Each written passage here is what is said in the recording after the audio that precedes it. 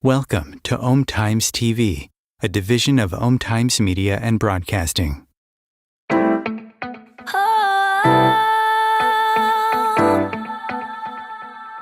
Royce Morales is the founder and teacher of the Perfect Life Awakening program, author, columnist, and expert on mirroring. She empowers clients with her profound process that helps neutralize self-sabotage, shift stuck patterns and negative thinking by locating the origins of limiting, subconscious programmed beliefs. Live an authentic existence, discover your true purpose, connect with your higher consciousness, reset your life, transform from triggered to empowered, and attract what you truly desire and deserve by discovering what life is reflecting to you. Because it's all mirrors. Hi, welcome to my new show. I'm so excited. I haven't even seen that intro and I just love it. I'm Royce Morales, as you probably figured out, and I have a new name that I call myself, the Awakener. It just kind of came to me and I said, oh my gosh, that's perfect because my program is called Perfect Life Awakening, and that's really what my classes and my information and my program does for people. It wakes you up. I know it certainly woke me up in my life when I started discovering all these things about mirrors. And I'm going to explain mirroring because it's such an important concept, and it's something you can utilize every minute of your day.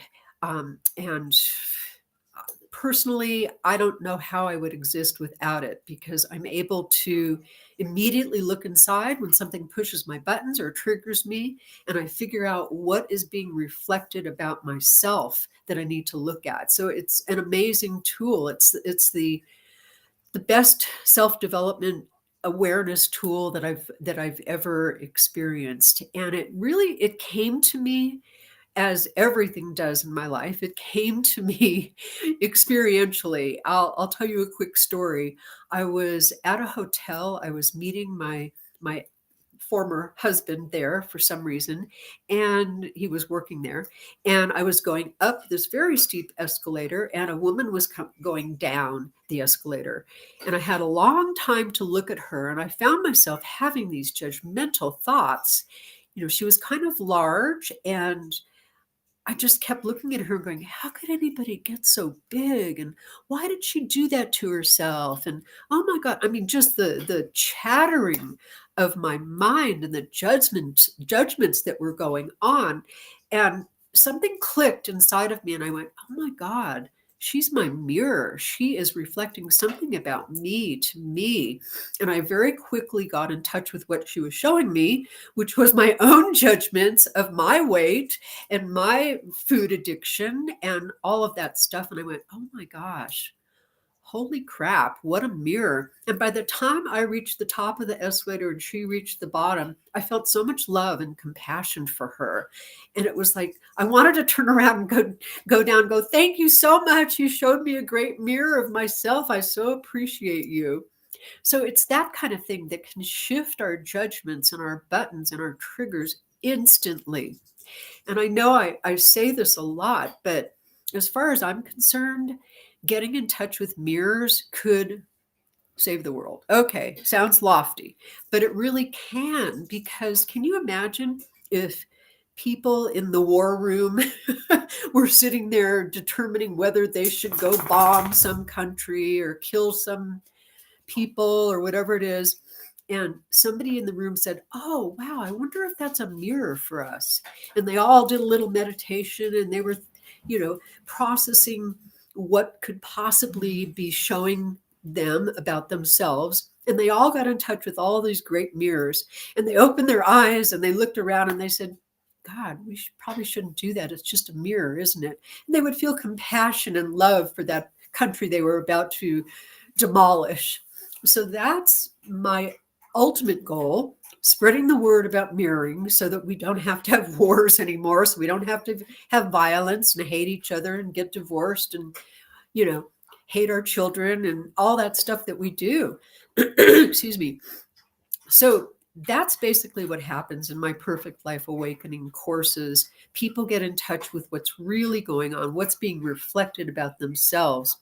I've been teaching this for over 40 years, and I've always talked about mirroring, but I haven't emphasized it as much as I'm doing now, because it's gotten clearer and clearer that everything is a mirror. Everything is energy. We all accept that. And so let's bring up that little seesaw and show you what I'm talking about here. So we've got this seesaw. I use seesaw as an analogy of what mirroring is. So as you'll notice, the little blue guy, when he lands on his side of the seesaw, the green guy goes up. And that's exactly how mirroring works. If I'm pushing something down on my side of the seesaw, it has to come up somewhere. So if I'm pushing down my emotions, they come up somewhere. If I'm pushing down my fear, it comes up somewhere. If I'm pushing down my judgmentalness, it comes up somewhere. So that's the analogy I like to use, because energy cannot be suppressed. It has to come up somewhere. So that's why I'm doing this show. I'm going to give you lots of different examples of mirrors. I also have wonderful student co-hosts, people that have been my student for a long time. And they're going to talk about how they use mirrors in their life and the challenges that have come from that. Because I know it's not easy. It's the hardest thing that I teach. In fact, I lose more students when I start talking about mirroring because they all go, ooh, you mean you're saying that person over there that's doing that horrible stuff is my mirror? And my answer is always, yeah, I know, it's hard. So that's what I'm going to be talking about. I'm going to give examples and all kinds of information about it. I'm going to talk specifically about certain aspects of mirrors, like relationships and parenting and things like that. So let me give you a little bit more information about mirrors. And let's pull up that first slide because I want to give you an exact definition. Just like I said, there's an unalterable universal law of energy that states nothing can be suppressed. Mirroring is what others in life are reflecting to you that you are suppressing of or in denial of about yourself. Now, of course, nobody likes to look at what we're in denial of about ourselves. So mirrors are these amazing tools that help us to see that. I'm going to give you another story. This one was very profound for me. I used to very loudly talk about my mom, who was a very judgmental person. Probably everything out of her mouth was judgmental. She would judge her friends. She would judge the world. She would judge everything. And she was very negative. And I was sharing this with somebody that I was out to lunch with, one of my students, actually. And I got through going on my whole rant about my mother being judgmental.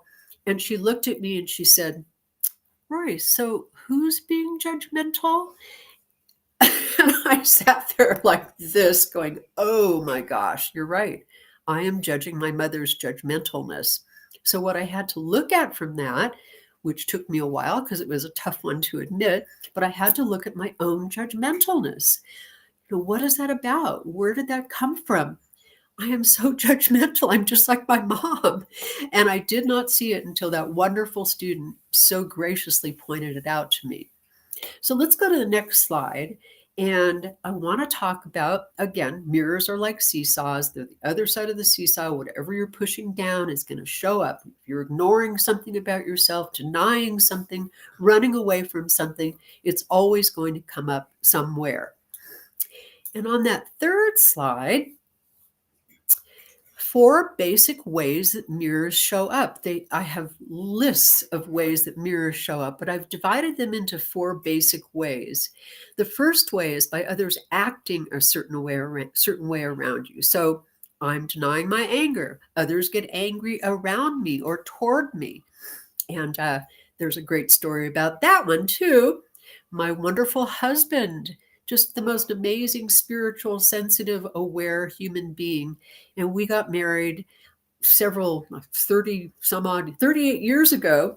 And all of a sudden, in the first year of our marriage, he became this very angry person all the time. And he was punching walls. And, it was just so out of character for him. And I didn't understand it. I would not have married him had I seen that other side. And finally, one day, I said, I wonder what he's mirroring to me. And I got in touch with the fact that I had been suppressing my anger my entire life. In my family, anger was not okay. So I kept pushing it down, and he was the other side of my seesaw. And when I got in touch with that and admitted it to myself and found the source of all of that, guess what? He stopped having to mirror that to me. He didn't have to show me that mirror anymore.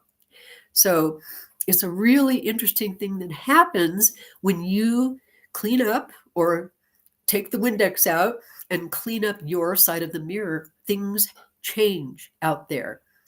Don't have expectations about how that has to look because sometimes it's very surprising, but things do change.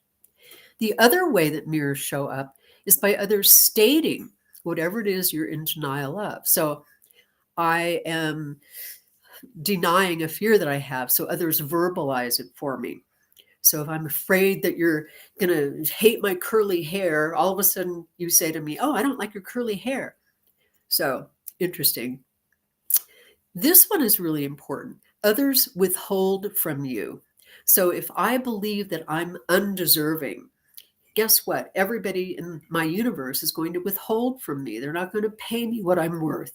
They're not going to give me that, extra cookie or whatever it is. So others withhold from you. Now, nobody likes this last one. And by the way, if you're one of my students and you've heard me talk about mirrors, you're probably rolling your eyes right now going, oh, I hate mirrors. Nobody likes mirrors, especially this one. Others become a magnification mirror for me. So this is a tough one because, again, if I'm in denial, my higher consciousness wants to wake up. So whatever it takes to get me to wake up, which might just mean a magnification. So I might have this tiny bit of violence in me that maybe I would never act on, but I need to get in touch with it. Guess what? The universe says, okay, here it is in your face in a magnification. So those are hard because sometimes it's like, well, I know I would never be violent. So why is it so huge in my face? Well, it's whatever it takes to get us to wake up. The more we ignore and deny mirrors, they get bigger and more extreme until you wake up and see what is being reflected. So I hope that makes sense. Like I said, I'm going to be talking a lot more about that in the future shows, which are the second and fourth Wednesday of every month.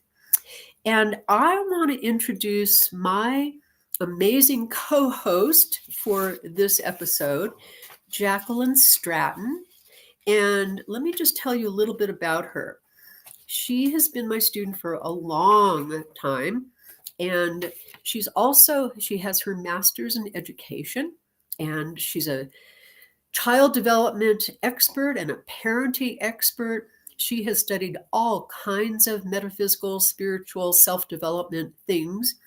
And of course, she's been in my classes for a long time as well.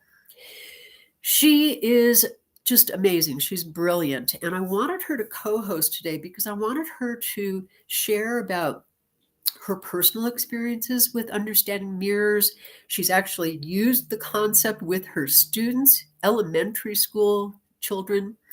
She invited me one time to one of her classes, and I saw how she did this brilliant stuff with these kids because they're so open. She was able to get kids to understand mirrors. So welcome, Jackie. There you are. Hey, thank you. For being here. I'm so happy that you're here with me today. So let's talk about how you have understood mirrors in your life, how you use them. I know you use them in your relationship. You use them all over the place. Tell us a little bit about what you do with that. Well, thank you so much for having me today. It's an absolute honor to be with you. And it was a treasure listening to that synopsis of mirrors, to hear a little brush up on mirrors this morning as we start on this topic. I just want to share a little bit about my personal journey as I have endeavored to be more involved with my spirituality and becoming more aware of something like mirrors. And when I was a teenager, I remember going camping and being so connected to nature. I was pretty young. I was probably 12, 13, and collecting rocks and stuff and just really connecting to nature. So as you're speaking, I was thinking about 10 different mirrors myself. And I thought, nature is such a mirror, nature is such a beautiful mirror. It's a mirror that heals us and makes us feel better. After that time period, I went to high school and met one of my dearest friends, and she introduced me to a lot of self-help awareness and spiritual endeavors and attraction. How do you attract, things that you desire in life, and how to be a higher self kind citizen to the world and make magic in the world. And then, I did a lot of spiritual stuff with her and learning how to meditate and stuff. Met my husband in college, and the first night we met, he introduced me to you.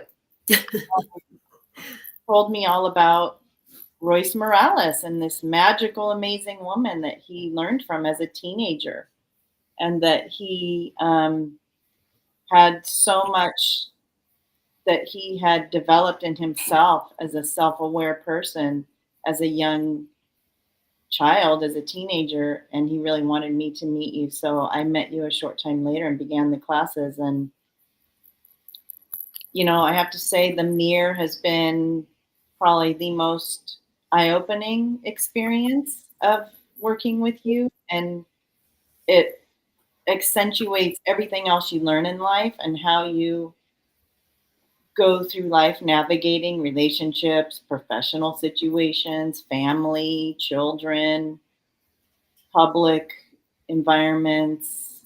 And, like yesterday, I was on the phone with a dear friend. I'll give a quick mirror anecdote to finish up this question. And we were talking, we processed together. Processing is something that we do in Royce's classes, and it's kind of like a meditation technique. And my friend and I were processing, and my phone died during the process. And so I felt really bad because this has happened a couple times. And I'm kind of sometimes not totally paying attention to my phone battery status. And so I felt really bad. I had to charge my phone, call her back, tell her I was sorry. And she went into a long explanation of her feelings and button pushes and her stuff about it. And I bought into it for a second. And then I said, you know what, Jackie? You don't need to buy into what she's sharing. Just allow her to share. Because the mirror I was getting right then was, I'm bad. I messed up. I'm not a good friend. I shouldn't have let my phone die. I should have paid attention. And I went into self-judgment, and my friend started explaining all of her feelings of her mirrors about why she deserves someone to hang up on her during a meditation, and so after hearing her say that and allowing her to share, I peacefully shifted in my heart. And then I just told her I was sorry. I didn't say any explanations or anything, but we processed, and then I processed. And the first thing I went into is that about feeling a mirror of being a failure as a friend because I let my phone die. So I started meditating, and what I got was my feelings of myself as a person, as a human, as a woman, as a being this lifetime, and getting in touch with some stuff in my childhood that, where I decided I didn't want to fully connect to people. And so I'm creating situations where I'm disconnecting, and then the mirror is being reflected to me by my own doings. And it was such a wonderful, amazing opening for me. And I forgave myself, and my friend shifted her feeling of the whole thing. And we both went through this thing together, and it was all just a mirror, and it was all okay. And life is continuing on. Each day we're going through these little things all the time, and it's how you choose to realize and observe and learn from what you're getting, instead of what I was about to do, which was buy into it and get upset, right? Wow, that is a perfect story, perfect example. And you're left with peace and reconnection and forgiveness and gratitude.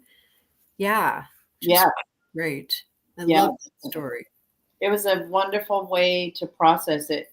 Shifted her process, and her process was going somewhere else. So it brought up mirrors and buttons for her.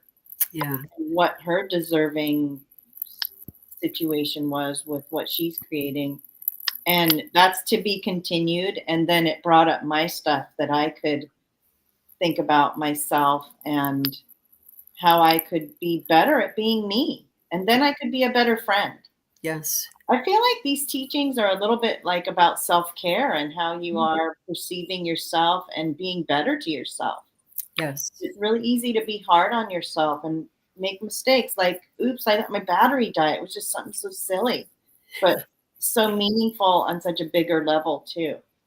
And, that's, I think, perceiving these things and understanding these things is how we can live a more peaceful life. Amen. Yes, that's just a perfect example, and how easy it is, really. And I find that there's various layers of mirroring. So you could have probably just stopped at one point and said, oh, okay, well, she's a mirror of, whatever it was that she was a mirror of. But you took it further and you found the origins, which I think is really significant to do. It's not always necessary, like my example with the escalator, where I just realized, oh, I'm judging myself in that way, you know. But if I wanted to take it further, which I did eventually, but I needed to sit down and go, well, why am I judging myself? Why do I judge my body? What is that really about? And find some sources for those beliefs, those false beliefs that I have about myself. So I'm so glad that you did that and had that instant opportunity to do that with somebody. That's just great. Yes, I have another anecdote I can share. I was on the phone with my husband talking about our kids, and I started to get my buttons pushed a little bit with something he was sharing, and I did the same thing. Instead of buying into it, I just said, "It's not my stuff. It's okay. Just allow him to speak." Because I started getting a little bit emotional or upset. It started bringing up feelings for me of frustration. And so instead of doing that, I stopped myself and I said, just allow him to share what he's saying, something with our daughter. And it doesn't matter what he's sharing. I don't need to take it personally. It's just his share. And, because he's done your classes, he knows the verbiage and the wording and these things that he navigates within himself when we communicate together. And for some reason, my husband pushes my buttons more than anybody. That's what they're supposed to do. Anyways, and then my mom was number 2, so it's like perfect. Anyways, I stopped to, say to myself, don't judge him. And then I allowed him to say what he was saying. And we ended up having this super peaceful conversation and productive conversation about how to help someone in our family that needed help with something, instead of getting into a parenting, juggling sort of combative disagreement about it. And it's because I saw the mirror of, it's okay, it's his side, it's his opinion. He's feeling that way. It's okay if he feels that way. Allow him to share what he's sharing and don't try to control him. And I feel like control and button pushing and that kind of stuff, which we all do in different ways, can come up a lot, where mirroring can help you navigate that. Oh, yeah, for sure. So, speaking as your teacher, did you have an opportunity? It's one thing to be able to recognize that, oh, yeah, that's somebody else's stuff, their issue, their button, their trigger, whatever, but to take it in terms of it being a mirror, because I find that anything in our life that we attract, if we even so much as notice it and find ourselves saying, oh, that's their stuff, there's something for us to see about that. Have you had an opportunity to do that? Well, yeah, it's an ongoing thing with being married. Being married's hard work, and I definitely think that learning these tools has helped me navigate being in a marriage and forgiving and sort of reflecting on myself and what my stuff is. So what the thing that came up in the process, because that was in the morning, and then when I was on the phone with my friend later on the process, I went back to a time in my childhood with my father, and I was reflecting on my father and my mother were getting divorced, and I was feeling, this is a moment I keep going back to. So it's a very key moment in my life where I made a lot of decisions, and I keep going back about this moment and reflecting on what happened there that shifted me. And I literally saw a time warp yesterday in this meditation, where I was sitting there as a little girl on the stoop of my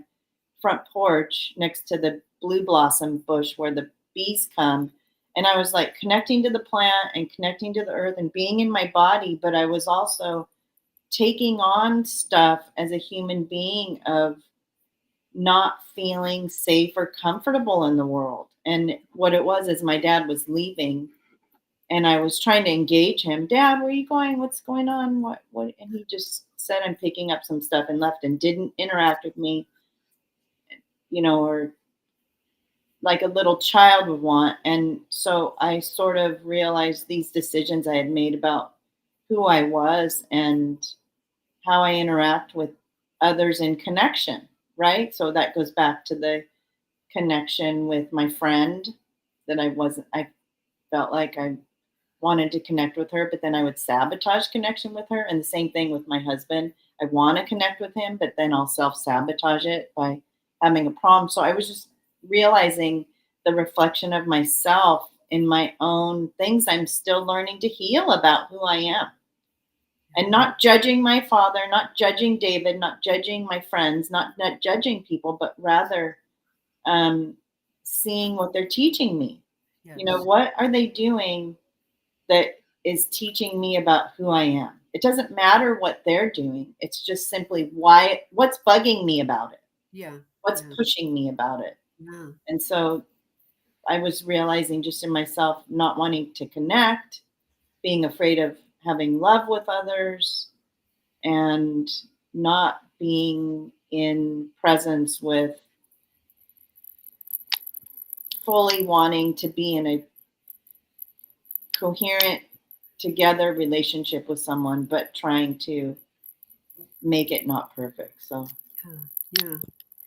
Everything you said was so perfect. I could take apart every single sentence and do a whole lecture on it because it was just so significant. But what stands out to me is when you said self-sabotage, because that is what we do. This tool helps us stop self-sabotaging. So you could have very easily said to your husband, oh, that's stupid and that's wrong. And how can you feel that way and feel even more disconnected? But you didn't. You chose to see it as a mirror. You chose to see it as, why am I not connecting? What is that about for me? And the self-sabotage was nipped in the bud. So yeah. And it kind of goes back to the peacemaking in the world, because there was a little moment, they say self-care and self-preservation or self-help and making peace in your personal life, and then in your home life, and then in your community, and then in your nation, then in your world. Make peace with David and coming up with a plan to help our daughter was a much more peaceful way to come to terms with how can we help this person do better, rather than getting upset and disconnecting and then we didn't have a plan to help. Yeah. And like I said about, the instance with my husband punching walls and stuff, I could have very easily said, oh, I made a stupid mistake marrying this guy. Let me get out of this. It's only been a year. I'm out of here. But instead, I chose, okay, why is this happening? What is this about for me? Why did I attract this? Why did I subconsciously choose this person as my best teacher to show me a mirror of my own suppressed anger? So it's a real shift in seeing things. And like I said, doing that can shift the external. It really does. So why don't we take a little bit of a break? I am talking with Jacqueline Stratton, and we're talking about mirrors and the powerful tools that they are, and we'll be right back. Home Times TV.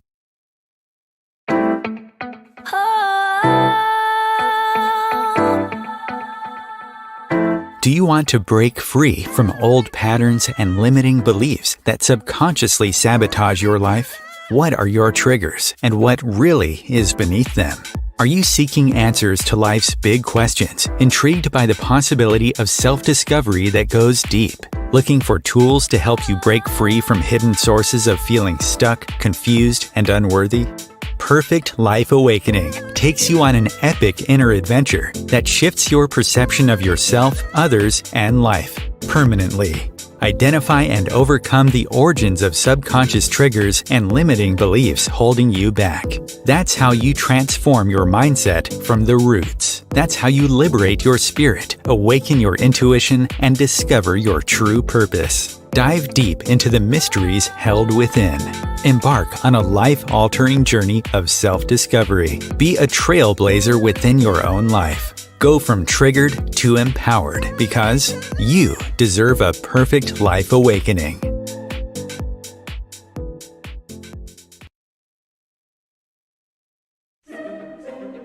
Imagine becoming a super influencer. Reinvent yourself, invest in your brand, and then manifest your success with a robust spheric approach. Om Times Media and Broadcasting offers a unique and multifaceted way to become the spiritual and conscious influencer you deserve to be by putting your message across our powerful platform with its proven record of integrity and excellence. Through our produced shows, Om Times offers the opportunity to become a social media TV personality, a radio show host, an Om Times magazine columnist, and a syndicated podcaster, all in one shot. By live streaming your show on Om Times TV and broadcasting it across the extensive Om Times radio and TV networks, you become more than a host. You become an ambassador and a force for positive change. Om Times. Open yourself to the possibilities. If I could be you, and you could be me for just 1 hour. If we could find a way to get inside each other's minds. Walk a mile in my shoes. Walk a mile in my shoes. Well, before you abuse, criticize, and accuse, walk a mile in my shoes. Welcome back. Talking about mirrors with Jackie Stratton, and she just gave beautiful examples. I mentioned before that you invited me to your class. I think it was a kindergarten class, maybe it was a first grade class years ago. And I was so impressed with how you assisted these little people to, not be angry and hitting each other and stuff, just by very calmly saying certain things to them.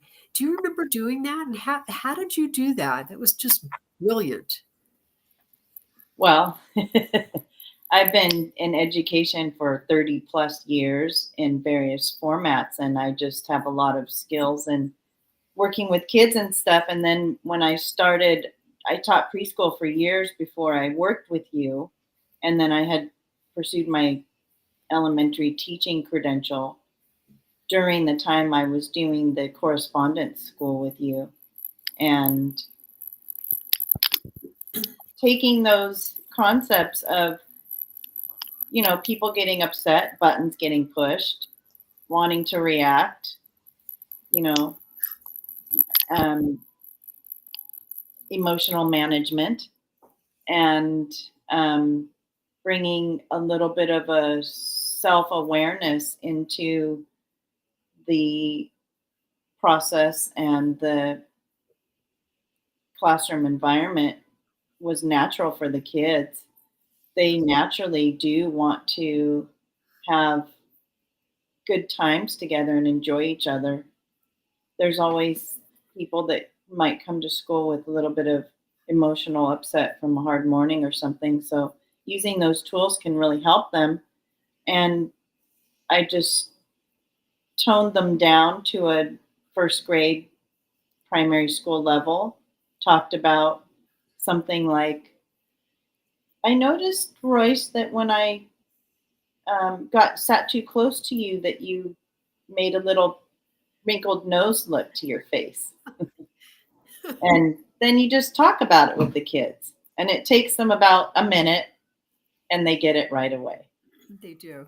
Yeah. And they are willing to say sorry and be more vulnerable than adults are. So that just kind of shows that I think we should be really sensitive to adults and give people the benefit of the doubt, because people have a lot of experiences in their life where they didn't quite know how to get through it, or something happened that they didn't feel completely comfortable with. So they're just coming from that place at this point in their adulthood.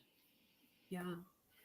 It's reminding me, I've actually taught a few children's classes in Manhattan Beach, and I had one group of kids that were about 6-year-olds, and I had the other group with actually 12-year-olds. It's really fascinating because, excuse me, the 6-year-old class, I would get my lectures that take an hour for adults, and I would get them down to about 2 minutes. They would completely get it. And there was this one little girl, she was so amazing. I spent, several minutes talking about fear and all of the stuff that I talk about with adults, and going on and on and on. And she just raised her hand real gently and she goes, "Royce, it's just fear." I went, Right. I've been using that expression ever since, given to me by a 6-year-old. It's Yeah. amazing. Yeah. I know. I remember the kids a lot saying in classes when I've been teaching and taught them about how to navigate interactions and relationships with other students, them saying, "Teacher, he's pushing my buttons." And then I would, of course, navigate that by saying, "Well, okay, thank you for sharing. And what are you feeling?" And then they would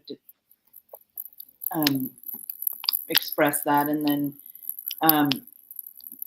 teaching them how to talk with the other person and say, "It really hurt my feelings when you sat too close to me, Royce. I needed to have some space," or something. And then the other person often, children will say, "Oh, okay, I'll move over then."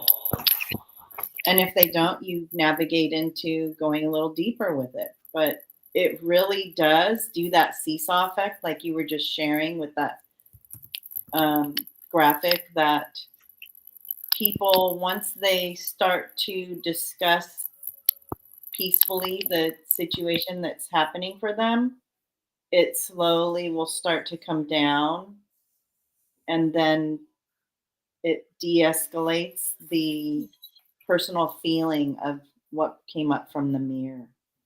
Yeah. Were you able to take them that one further step and have them look at mirrors? Or is that a little Yeah. too advanced? Yeah. No, yeah, we would talk about the mirror and say, if someone sat too close to you, have you ever sat too close to someone before? Or have you ever been in someone's space too much? Or have you ever, when your mom was busy, did you ever go up to her when she was on the phone and start talking to her? Well, that's like an issue with space, right? People have space needs, and sometimes people need a little more room around them, like when we had COVID and we had to have more space around us, like a hula hoop bubble. And other times you can be close to someone, like a baby with his mom being held close. So yeah, we definitely talked about mirrors. And I just wanted to say, I do feel so thankful for that wonderful example you gave earlier on the escalator. Those kind of things happening to me in my daily life on so many levels, with mirrors coming at you like that. For example, my wonderful dog is aging, and it's interesting because he's going through the aging process, and it's a mirror of aging, and it sort of makes me sad, and then I just process through the natural progression of what something in a life form does. It has a time set. So I feel like mirrors are everywhere. They are. It's a focus point too, of like, you can process the mirrors to get more positive when you're feeling down, and you can reflect on the mirrors that are positive, Yes. like nature. or my wonderful dog, even though he's mirroring to me this sort of letting go loss thing, right? Because he's going to the other side of the bell curve anyway. So yeah. Yeah, that's a good point, because mirrors are not just negative things. I always think the silly example I always give is mirrors are kind of like you get up in the morning and your hair is a mess and your face is all, and you need to shave and all that stuff. And you look in the mirror and you're like, ugh. But they're also positive. They're also, you get up and you fix your hair and you shave and you look good. Yeah. So, I had a student, I keep bringing up these old stories, but I had a student that used to come to class and would listen to the mirror information that I would give. And he'd say, well, I don't understand what's going on, because I keep having mirrors show up with all these people telling me I'm great and I'm wonderful and I'm, changing their life. I mean, he would go on and on about all these amazing mirrors that he had. And I said, well, those are mirrors too. But he couldn't accept these things from people. So he had to look at, why do I not feel deserving of all these wonderful mirrors that I'm attracting? So it works in all kinds of interesting ways. Yeah. Yes. And I feel like one of the biggest ways that it comes up, and when I say it really should be them. The way that they come up is through helping us navigate and overcome the parts of us that get a little overwhelmed by life, and when we are able to work through things with our family, who we have a lot of personal interactions with and can bring stuff up. Like recently, I was staying with some people, and it's funny, little button pushy things come up with people, like the way you load the dishwasher, or the way you use the kitchen. And I feel like when those mirrors come up and it bothers you, it's almost like a gift saying to you, here's an opportunity for you to make peace with this moment. Right? Yeah. And the thing is that so many people in the world have a lot of stressors and overwhelm in life, that those little moments can make things really big.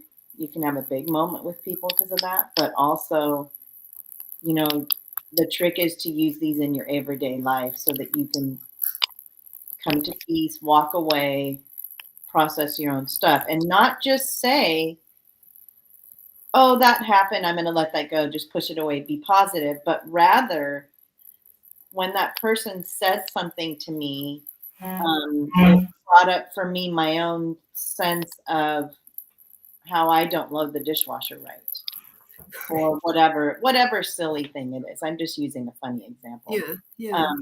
And I think you really get to know yourself on a deeper level, where you can be a better you and try to help others by reflecting to them that they can get in touch with the buttons getting pushed and the mirrors being brought up, and that it's okay, because life is kind of scary and overwhelming, and you got to have tools to self-reflect and understand, like, what is really going on here, Yeah. especially for women in some ways, and of course for everybody, but women love to talk, and women love to process and interact and navigate relationships. And if one thing I noticed in your wonderful new commercial there, that it felt like it was representing a lot of different kinds of people in that commercial. And I was like, oh, this is so great. This is representing everyone deserves to feel better and do better in life. And one of my goals in life, one of my endeavors in life, is to help women be more caring and nurturing to each other, because something you said earlier about the out or something, like, that doesn't matter as much. What matters more is that we are authentic with each other, and we support each other and put each other up. So I constantly am trying to mirror to people to compliment each other, put each other up, say things that are constructive and helpful to people. And then they'll be more apt to get the mirror when it's negative, Mm. right? So true. So So, true. Yes. you know, we really have to learn to be in friendships and be together in a place where we can talk about things Yeah. and lift each other up and support each other and help the whole world advance and evolve together, arm in arm. And when we support each other in positivity, then we can look at those harder parts of the bigger world, right? Like navigating problems in a workplace or even more in bigger places. And how do we do that peacefully? Yeah. So in self-reflection and in interpersonal connection. Yeah. And I think what you said again is so important, because by me looking at my mirrors and being willing to share that with somebody, it's like, gosh, when you said that about my curly hair, boy, I noticed that it really upset me. And I took a look at that, what that's about for me, because gosh, I've been judging my curly hair forever. And, and being willing to share that with somebody is amazing. And it can shift relationships for sure. Yes, Yeah. it really can. Yeah. I was going through a little bit of a tricky time with a family member when my mom passed, and I processed, I processed and processed and processed and meditated and talked to, people in your classes, and I got in touch with my own mirror of judging myself through the process of losing someone and not being there for my mom and not being there for the family member, and the anger that was being mirrored to me was just my own self-judgment of myself for not being there enough, and for, it was a reflection of how bad I felt that I wasn't part of the process enough in my mom's journey transitioning out of the human form. So I just, it's like life goes through these constant shifts and changes, and understanding the mirror has really helped me and thousands of others, I hope, Yes. to navigate how to get through all these. Yeah. And I hope that thousands of others are listening right now, because, the world needs to understand this. It really does. It's my mission to get people to understand this and say it powerfully and to a broad audience. So let people know about this. So the other thing I wanted to mention, when you were talking about the dishwasher, I just love that example. And I was thinking it would be so easy to just discard that kind of a button. It's like, oh, whatever. It's just a dishwasher. Everybody loads the dishwasher differently. But there's a gift there. And it's maybe not about the dishwasher. Maybe it's about Yes. how you, get dressed in the morning, or how you put stuff in a file, or, there's something symbolic about it. So it's not just about whatever it is that you're seeing. It's about what it symbolizes. Yes. Yeah. Just kind Yeah. of, So with the dishwasher, it's such a wonderful example of control. There's yes. a lot of control buttons that go on between Yes. humans in the kitchen, in the bathroom, in the household, in the car, like driving. Couples fight a lot driving, I've heard, through Dr. John Gray, the Men Are From Mars. And just, those little things that are reflecting these mirrors to us of trying to tell someone else what to do Yeah. is such a gift, like you just said, of teaching yourself a sense of letting go and allowing and Yeah. not needing to be in charge of everything. And what a freeing feeling that is. It's okay. I don't have to be in charge of everything. Just allow someone else to do it their way. And what is that mirroring to me? Well, it's mirroring to me my own sense of needing to be in control of everything. And then I can go into processing about that from this lifetime childhood, experiences and different relationships I've had, and go really deep with it to help bring more peace. Yes. And it could go into past lives too. I know a lot of my processing has taken me back thousands of years to look at where things really originated from and what's really going on in terms of what's being mirrored. So, yeah, be open to that too. Yeah. So, yeah. So, just as kind of a way to wrap things up, just to remind everybody, everything is mirrors. It's all mirrors. Keep in mind that seesaw that I showed you in the beginning. You push something down and it comes up somewhere. It has to. And I so appreciate Jackie sharing her wisdom and her great examples. And thank you so much. And just to remind everybody that I have helped thousands of people go deep and discover what life is reflecting, because life is our biggest mirror. And what happens from seeing that, as you can observe with Jackie, is that you wake up. We're kind of walking around in a daze all the time, and we're so reactive and needing to be right and needing to control everything, as Jackie was saying, that we miss the opportunity to get in touch with what life and others are reflecting to us. And if we don't, we're just going to keep self-sabotaging, and we're just going to allow those subconscious beliefs to control us. And we deserve so much more. We deserve to be empowered. We deserve to walk through life awake and aware, and have those gifts that people give us with mirrors to wake us up and be our best teachers. So reach out to me. I would love to be your teacher, and I start classes all the time.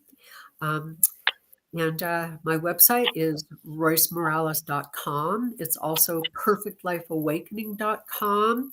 And let's talk and let's do this. Let's get to those mirrors. And thank you again so much, Jackie. Your insight and your stories were just wonderful.